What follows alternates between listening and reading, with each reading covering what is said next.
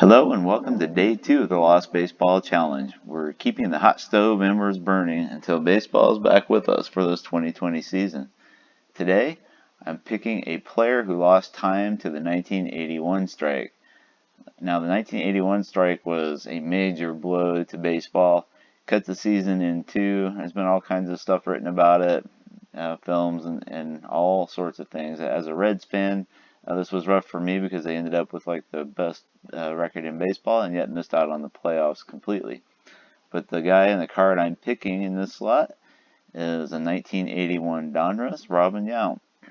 At this point, Yount was just starting to make a name for himself. He picked up some MVP votes in 1980 after he led the American League with 49 doubles. And of course, the next year, when the Brewers made it all the way to the World Series and almost won the World Series, Yount was the American League MVP for the first time. He would win again later in the decade.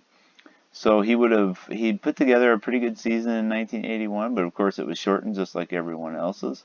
He got some MVP votes again that year, but who knows what would have happened had he had a full season.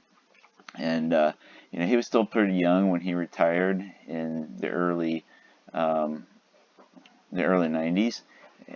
So he had a chance at some point. Some folks thought at breaking Pete Rose's hits record. Maybe with a full season under his belt in 81, he would have had the impetus to keep going, maybe into his 40s. Things didn't play out that way, though, and so Robin Yount is my pick for a player who lost time to the 1981 strike. Who would be your pick here? Let me know in the comments or over on Twitter. And go ahead and subscribe to this channel so you don't miss out on the series, and give us a like here. And you can find us at waxpackgods.com.